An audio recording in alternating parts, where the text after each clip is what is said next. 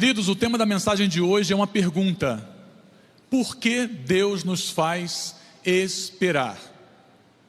Se você é como eu, certamente ao longo de sua vida espiritual, você já fez essa pergunta algumas vezes: por que Deus me fez esperar? E não é para menos, porque a gente vive num tempo em que a correria é solta. Ou seja, tudo que nós buscamos é para ontem. Esperar é um dos grandes desafios da vida cristã. A gente vive numa época em que tudo é muito rápido.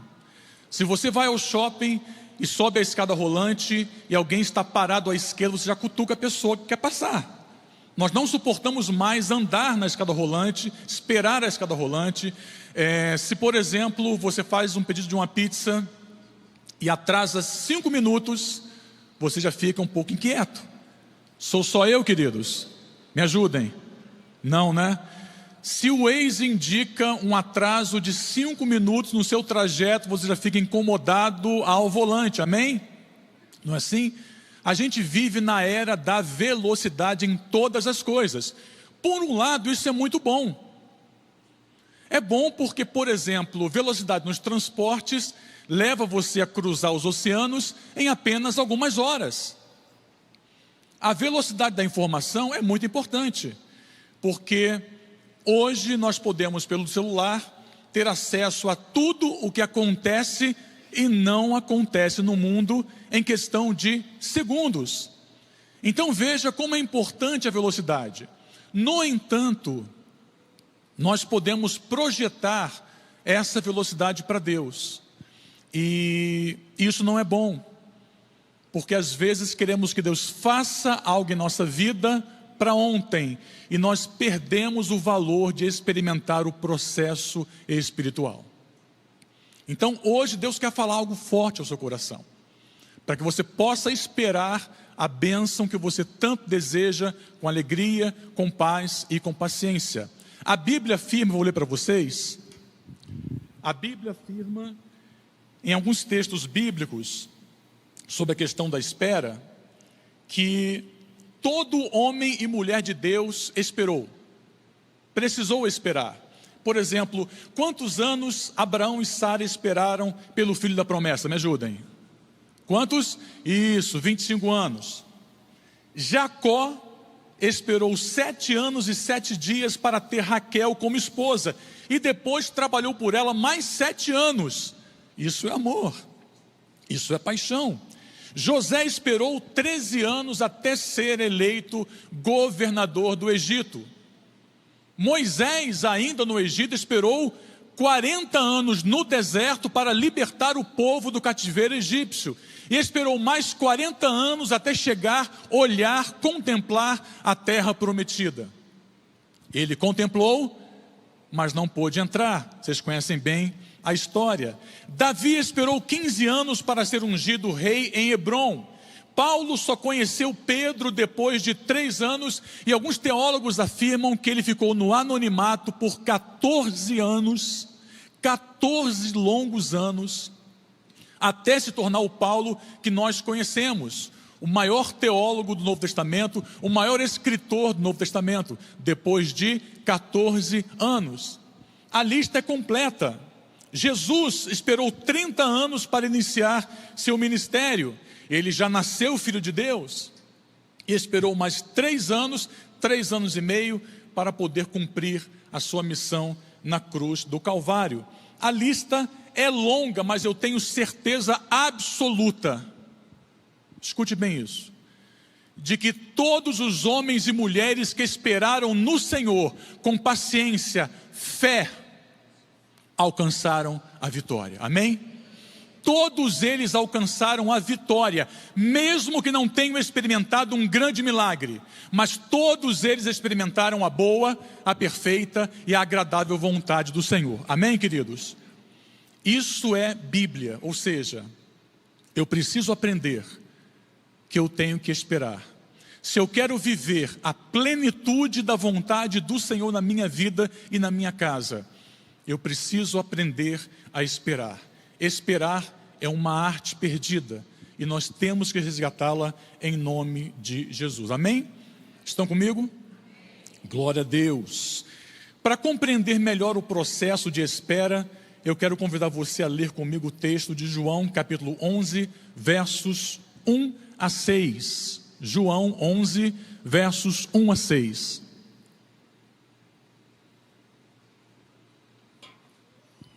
É a palavra que Deus vai usar para nos ajudar a entender por que essa pergunta é tão importante, por que Deus nos faz esperar. Todos atentos, palavra aberta ou conectada, diz assim a palavra do Senhor. Estava enfermo Lázaro de Betânia, da aldeia de Maria e de sua irmã Marta. Esta Maria, cujo irmão Lázaro estava enfermo, era a mesma que ungiu com bálsamo o Senhor, e lhe enxugou os pés com os seus cabelos.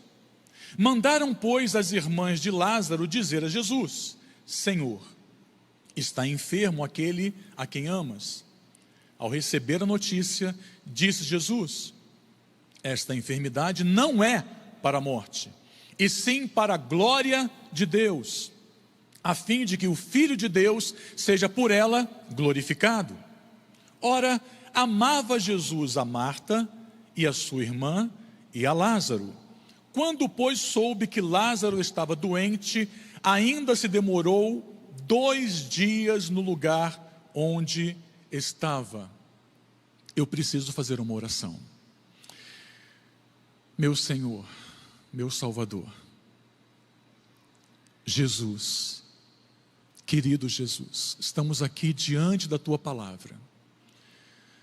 E nós queremos deixar que a Tua Palavra nos preencha por completo, Senhor. Nós queremos ser transformados pela Tua Palavra.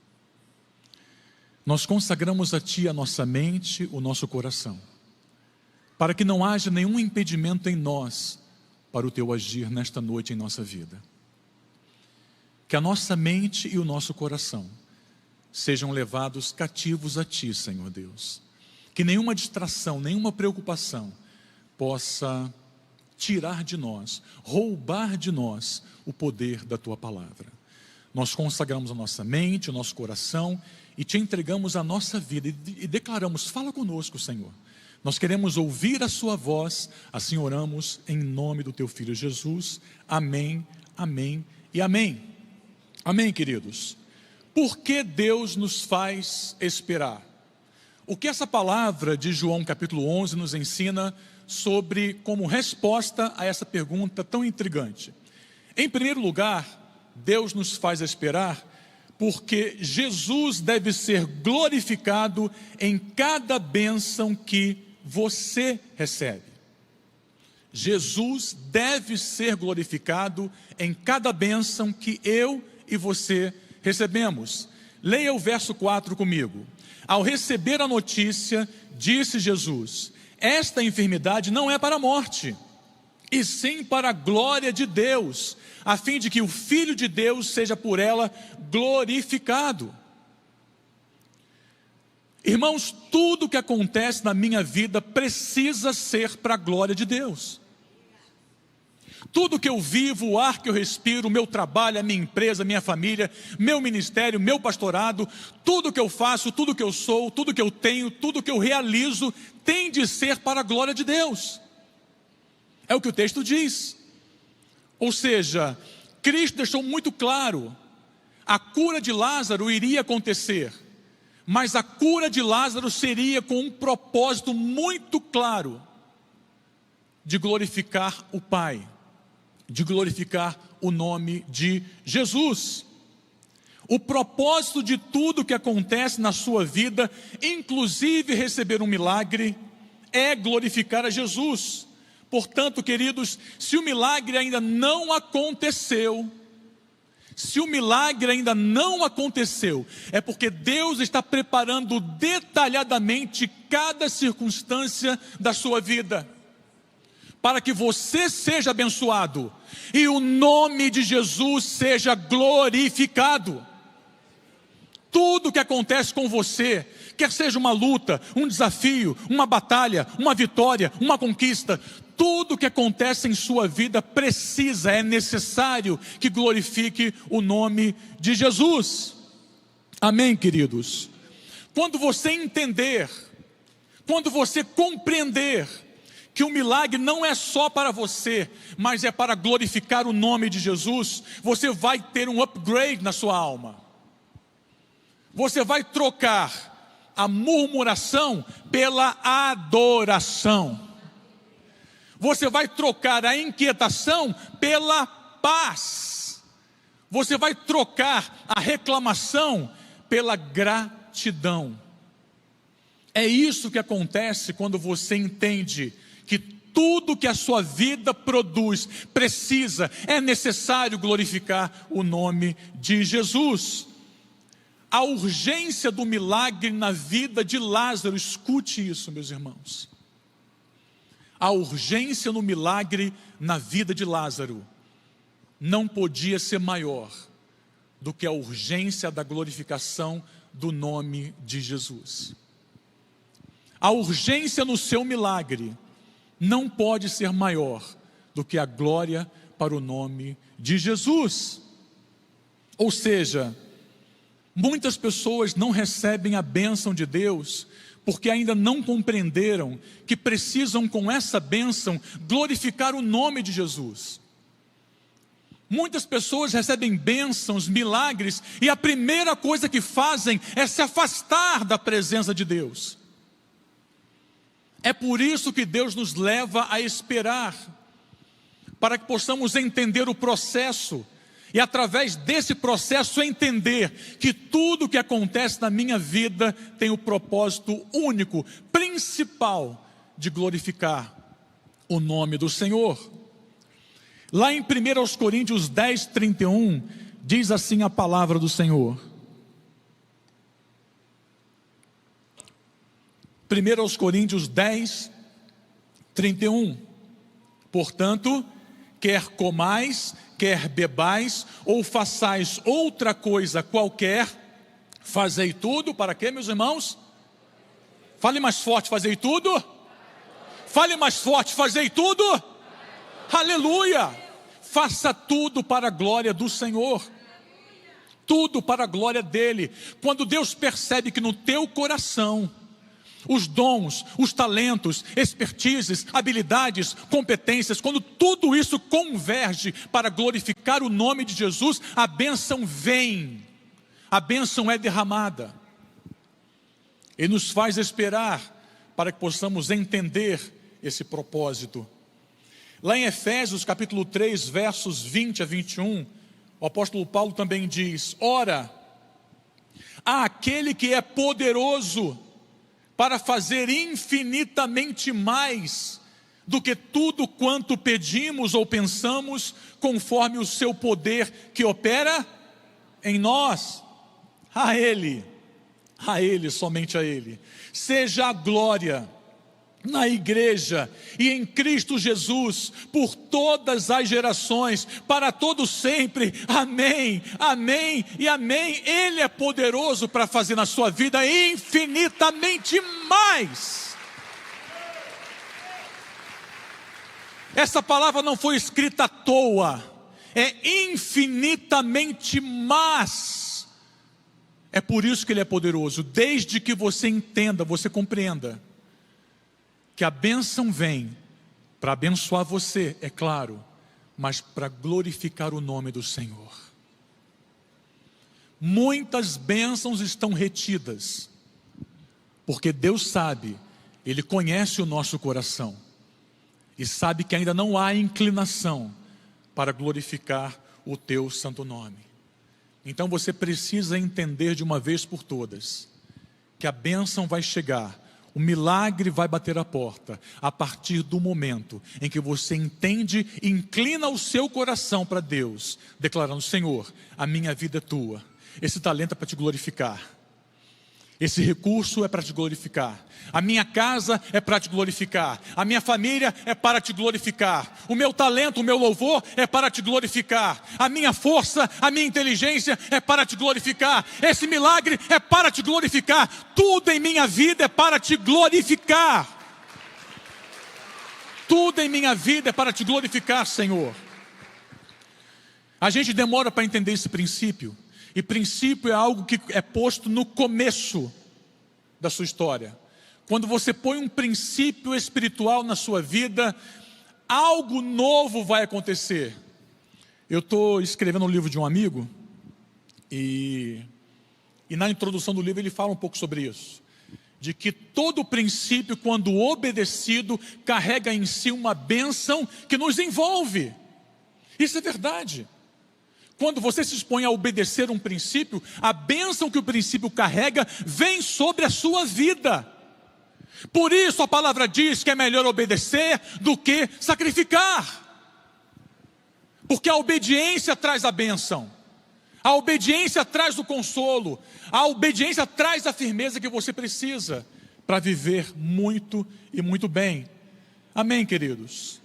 Essa foi a primeira resposta. A segunda resposta à pergunta, por que Deus nos faz esperar? É que o tempo de Deus não é o seu tempo, não é o meu tempo. Lá em João capítulo 11, versos 21 a 22, diz assim a palavra do Senhor.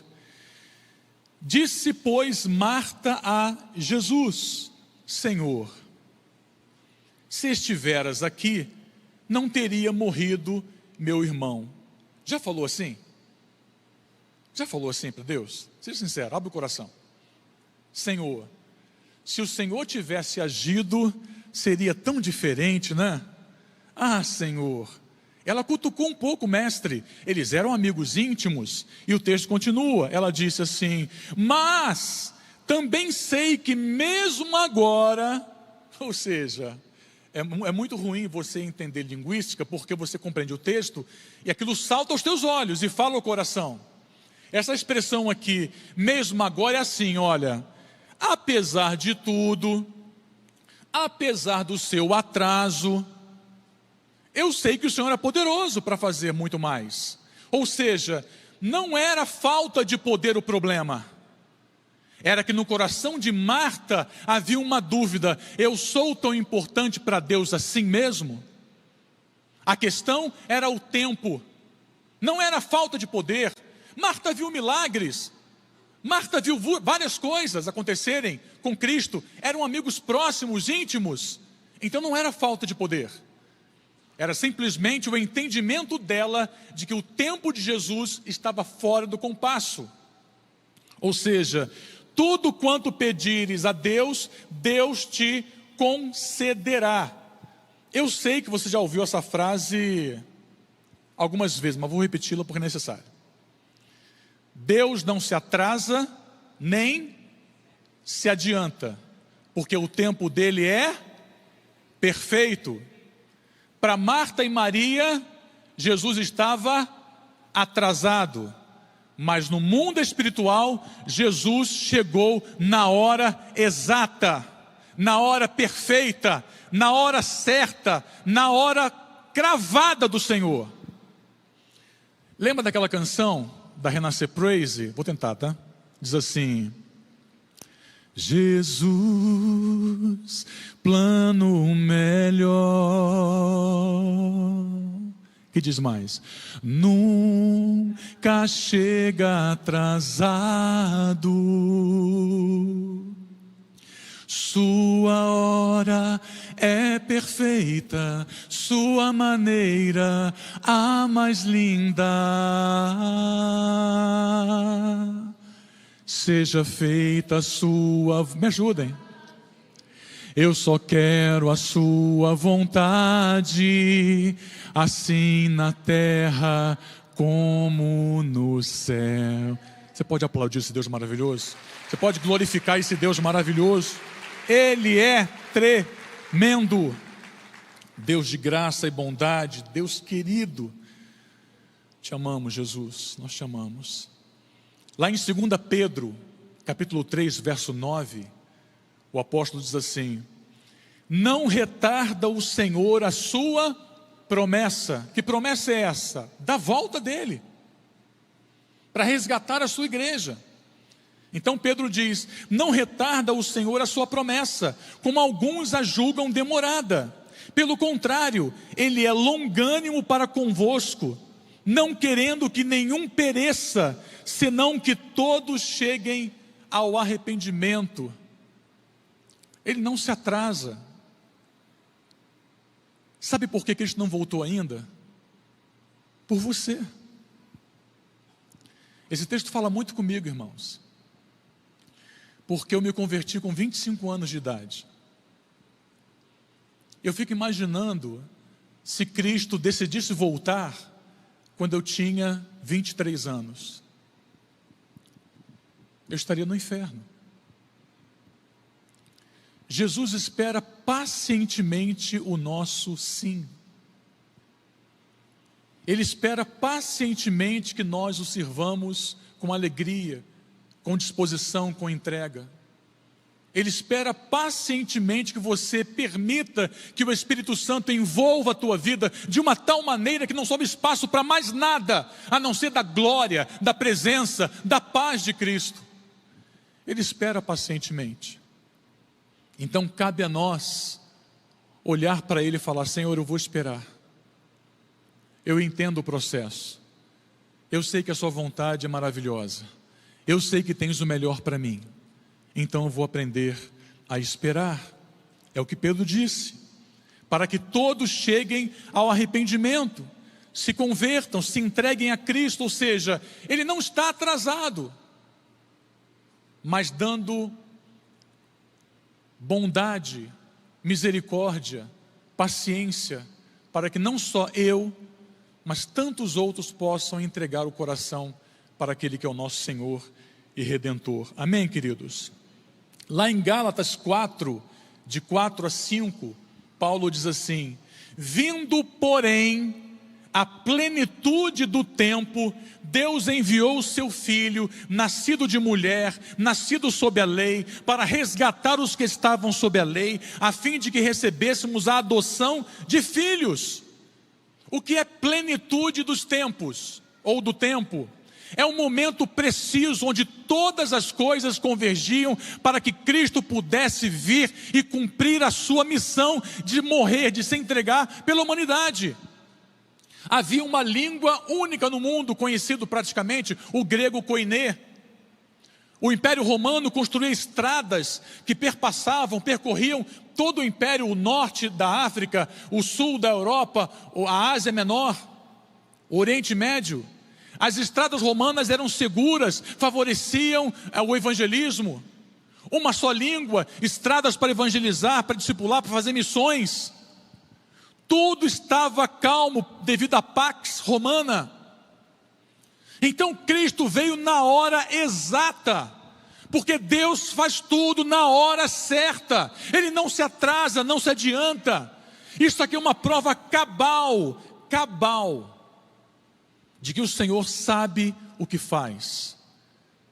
Eu sei, é difícil falar, é difícil ouvir que eu preciso esperar. Não estou aqui para poder subestimar a sua dor, nem a sua necessidade. Mas eu quero te falar que esse Deus que te ama sabe o tempo preciso para cuidar de você. Ele sabe o tempo exato para fazer o milagre em sua vida. Ele sabe o tempo preciso para restaurar o seu casamento, para trazer seu filho de volta. Ele sabe o tempo preciso para prosperar a sua vida. Ele sabe o tempo preciso. Amém, queridos? Glória ao Senhor. A terceira resposta à pergunta por que Deus nos faz esperar é que o milagre precisa ser completo na sua vida. Veja o que diz João 11, 35 e 36. Jesus chorou. Então disseram os judeus: vede quanto o amava. Enquanto você espera a sua bênção chegar, o seu milagre acontecer, Deus está trabalhando nos corações de centenas de pessoas que serão transformadas juntamente com esse milagre. Sabe de uma coisa? A gente sempre acha que o milagre é para nós. A bênção é minha, a bênção é para mim, eu quero a minha bênção, sou eu, é para mim. E nos esquecemos que Deus faz muito mais. Para cada bênção há um desdobramento espiritual. A bênção que você imagina que é só para você, vai alcançar dezenas de vidas. Dezenas de vidas. Então, enquanto você espera, Deus está trabalhando nos corações daqueles que serão tocados pelo poder do Senhor na sua vida, realizando o seu milagre. Amém, queridos?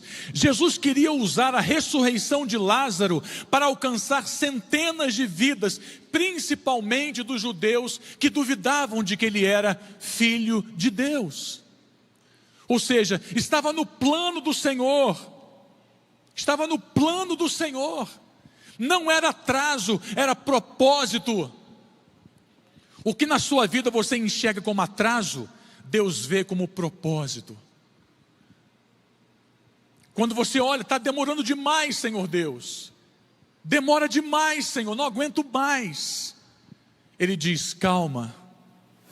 Está tudo alinhado ao meu propósito.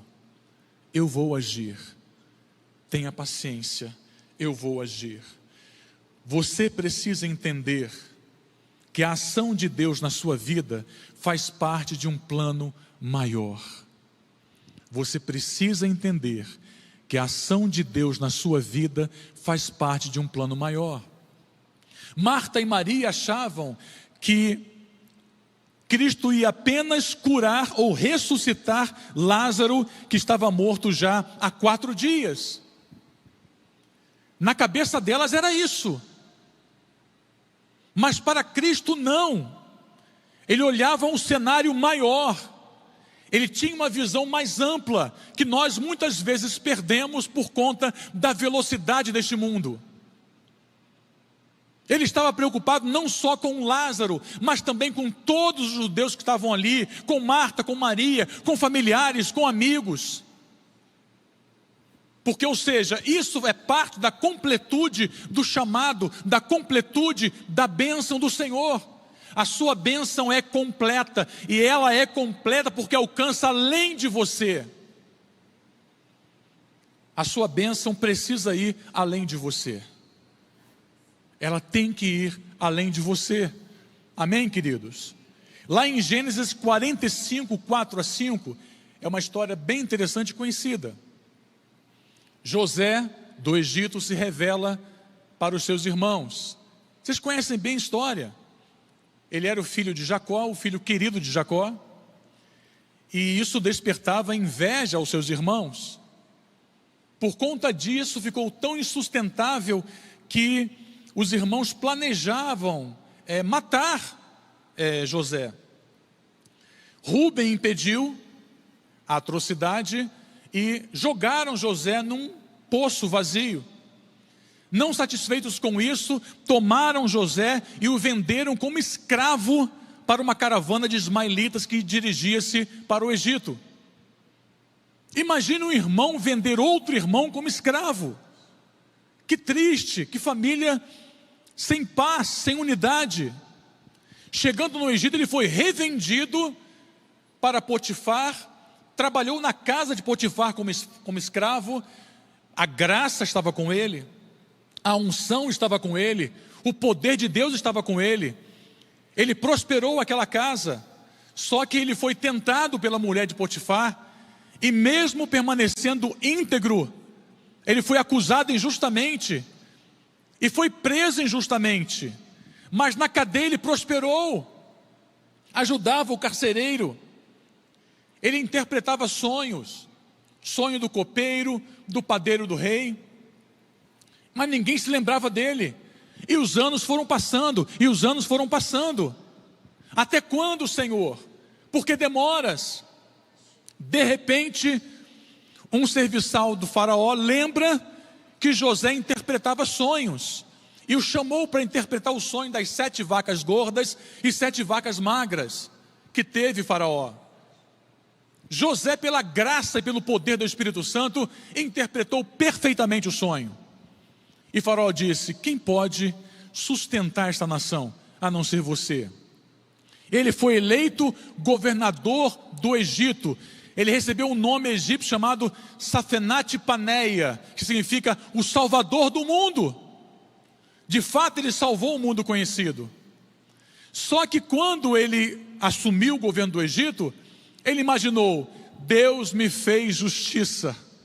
Eu fui vendido pelos meus irmãos, eu fui jogado no poço, fui acusado injustamente, mas Deus me fez justiça. Então ele entendeu que a ação de Deus, a bênção de Deus, era para promover justiça, para honrá-lo da afronta que ele havia recebido da própria família. Só que quando os irmãos dele chegaram, ele até agiu de forma dissimulada, brincando, zombando dos irmãos. Mas num dado momento ele encontrou os irmãos para valer e disse isso aqui, ouça comigo, em Gênesis 45, 4 e 5. Disse José a seus irmãos: agora chegai-vos a mim. E chegaram-se.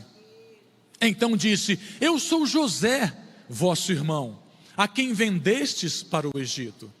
Agora, pois, não vos entristeçais, nem vos irriteis contra vós mesmos, por me haverdes vendido para aqui, porque para a conservação da vida, Deus me enviou adiante de vós, aleluia. Olha, quando um homem entende porque Deus o fez esperar, não foi para honrá-lo simplesmente, não foi para fazer justiça simplesmente, mas foi no tempo exato em que uma fome alcançaria toda aquela terra, e a família de Jacó ia para o Egito buscar mantimento, e José, como governador, pôde prover para a sua família. Ele entendeu, não foi pela honra, não foi pela glória, não foi pela majestade, foi para preservar a vida da minha própria família. É o que Deus quer fazer com você. É o que Ele quer fazer com você. Usar esta bênção, este milagre, para que vidas sejam alcançadas, vidas sejam protegidas, conquistadas para o Senhor. É por isso que Ele faz esperar. José esperou 13 anos para reencontrar seus irmãos. E ele entendeu naquele encontro que o propósito dele se tornar governador do Egito não era para ser honrado simplesmente. Havia algo maior, havia um plano maior: salvar aquela família que seria o Israel de Deus. É assim que Deus faz com você e comigo. Ele desperta em nosso coração algo novo, um chamado, um desejo, um ímpeto, para que você possa viver esperando o milagre do Senhor, mas entendendo que por meio deste milagre, muitas vidas serão alcançadas. Amém, queridos? Glória ao Senhor. Pode aplaudir o Senhor. Toda glória para Ele, toda honra, majestade e louvor para o Rei dos Reis, Senhor dos Senhores e Príncipe da Paz. E por fim, queridos, a última resposta que o texto em João 11 nos ensina sobre a pergunta: por que Deus nos faz esperar? É que Deus quer que você nunca mais seja o mesmo. Olha para esse irmão bonito do seu lado aí e declare assim: olha, Deus não quer que você seja mais o mesmo. Fala. Belisca a bochecha direita dele. É demais, gente. Vamos tacar uma Bíblia daqui a pouquinho já. Não belisca a bochecha do teu irmão. Deus quer que você nunca mais seja o mesmo. Em João 11, 43, 44, está escrito assim: e tendo dito isto, clamou em alta voz, Cristo, né? Lázaro, vem para fora. Saiu aquele que estivera morto, tendo os pés e as mãos ligados com ataduras e o rosto envolto num lenço. Então lhes ordenou Jesus: desatai-o e deixai-o ir. Desatai-o e deixai-o ir. Há muito poder nessa frase, deixai-o ir. É como assim, deixe ele ir, porque agora ele tem uma missão. Porque o milagre que eu fiz na vida dele é tão expressivo, tão grande, que ele tem uma missão à frente: proclamar este milagre, declarar esse milagre. Amém, queridos? Ou seja, Deus preparou tudo na vida de Lázaro para aquele momento, para que a vida dele nunca mais fosse a mesma. Imagine como foi a vida de Lázaro depois. Alguém aqui já ressurgiu da morte? Quero conhecer. Não, ninguém? Sério? Cadê a fé de vocês? Imagine as pessoas olhando para Lázaro, irmãos. Quem aqui já conheceu alguém que ressurgiu da morte? Quem conheceu? Não é impressionante? Você chega para a pessoa e começa com um ar assim diferente, né? Tem uma unção diferente, tem um poder diferente. Eu já conheci uma pessoa, um amigo muito querido, que tinha 97% de chance de morrer. E eu falei com o médico, ele tinha sepsemia gravíssima, os rins haviam paralisado, o fígado estava apodrecendo, pâncreas também, as retinas foram descoladas, havia choque de pulmão nos 2 pulmões, e o médico falou assim, você crê em Deus? Eu falei, creio. Então, ele tem 3% de chance de voltar à vida, a se recuperar. Se ele se recuperar, ele vai andar 10 metros e ter que parar. Ele não vai ter fôlego para andar 10 metros. Deus é tão extraordinário que no ano seguinte, esse mesmo rapaz que recebeu a palavra de que andaria 10 metros e pararia para recuperar o fôlego, ganhou uma corrida. Dá para entender isso? Dá para entender isso? Eu fico maravilhado com Deus, maravilhado. Porque o médico determina algo, e respeito muito os médicos, é claro, é o dom, é a graça de Deus sobre a vida deles, mas às vezes Deus quebra todos os protocolos. Aí esse meu amigo começou a estudar o caso que ele teve, e descobriu que só aconteceram 3 casos igual ao dele no mundo. Ele conversando com a médica, falou assim, olha doutora, há 3 casos, os 2 morreram, sobrou eu, e a expectativa de vida é só de 2 anos, eu vou morrer, já vivi 1 ano. Ela falou assim, olha, eu não sei te explicar, eu não sou religiosa, mas só posso dizer que Deus te abençoou, Deus te deu uma nova vida. Você olha para esse rapaz hoje e você não consegue sequer perceber um traço de que ele ficou internado por 21 dias, mas experimentou o milagre do Senhor. Por que eu conto essa história para você? Porque na verdade Deus usou esse rapaz. Por onde ele passa no Brasil todo, ele dá esse testemunho para aqueles que precisam de uma cura, para aqueles que não veem mais esperança na medicina. Ele fala, eu fui curado, Deus ressurgiu, Deus me tirou do vale da morte, Deus pode fazer. Então entenda que esse meu amigo achava que o milagre era para ele, mas tinha um plano muito maior de alcançar centenas e centenas de vidas. Amém, queridos? Deus colocou Lázaro num patamar acima de qualquer expectativa. A vida dele nunca mais foi a mesma. Tente imaginar o cenário. Lázaro passava, as pessoas, olha o Lázaro. Eu tenho um gato chamado Lázaro. Agora me lembrei disso, né? Eu tenho um gato chamado Lázaro. Que nome. As pessoas passavam, Lázaro, como é que foi? Conta aí a história. Ele contava, e as pessoas entendiam que Cristo tinha poder para ressuscitar, para transformar famílias. Olha o Lázaro, aquele que voltou da morte. Eu creio no meu coração que Deus está fazendo você esperar, a mim também, para realizar algo tão impressionante em sua vida, que vai impactar todas as pessoas ao seu redor. Você crê nisso? Você crê nisso? O testemunho de Lázaro, escuta isso, irmãos. O testemunho de Lázaro era tão importante quanto a ressurreição de Lázaro.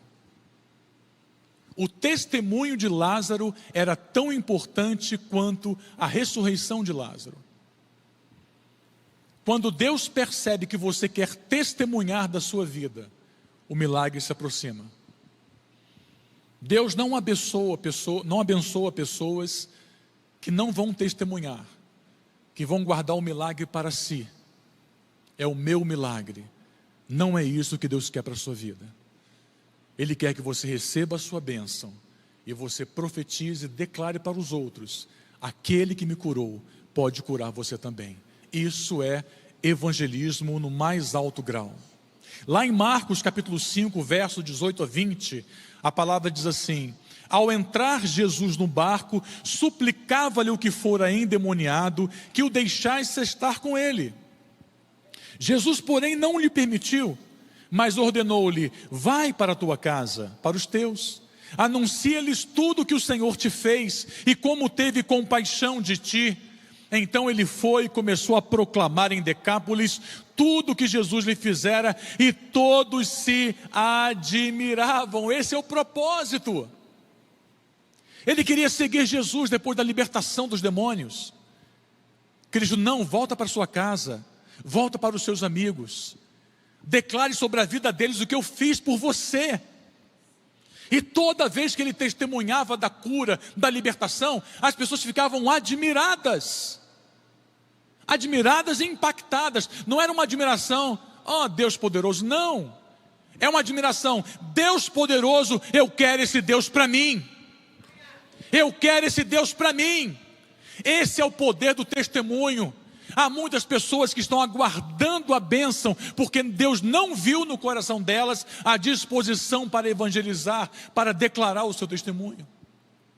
Proclame o seu testemunho, proclame a sua bênção, incline o seu coração para o Senhor, Ele quer te abençoar. E para finalizar, queridos, se Jesus venceu a morte na vida de Lázaro, o que pode impedi-lo de realizar um milagre extraordinário em sua vida? Absolutamente nada. Nada.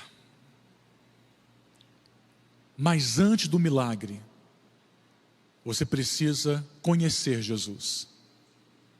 Marta, Maria e Lázaro eram amigos íntimos de Cristo.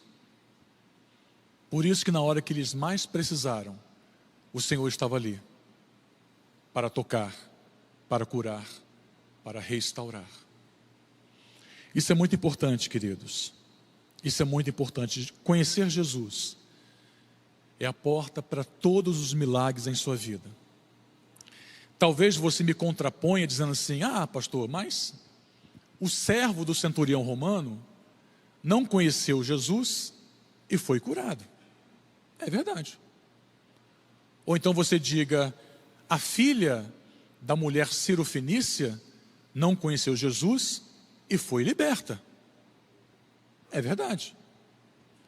Talvez você complemente, além do servo do centurião, da mulher Cirofenícia, o filho da viúva, lembra disso? O filho da viúva morto no caixão, transitando no velório. Cristo chegou, parou o caixão, tocou no jovem e o jovem se levantou. Ele não conhecia Jesus, mas foi ressuscitado. Você está certo. Certíssimo. Só que tem um detalhe: a Bíblia não fala que essas pessoas que eu citei e tantas outras foram salvas. Uma pessoa pode receber um milagre e pode não ser salva. Uma pessoa pode receber uma cura notável e mesmo assim não experimentar a salvação, porque não conhece Cristo. Sabe, irmãos, o maior milagre, a maior bênção que nós recebemos é a nossa salvação. Esse é o maior milagre. Por que Deus nos faz esperar? Porque o tempo dele é perfeito. Porque a glória tem que ser para ele. Porque o milagre em sua vida precisa ser completo. Precisa ser completo. E Deus nunca mais quer que você seja o mesmo. Está demorando? Espere com calma e paciência.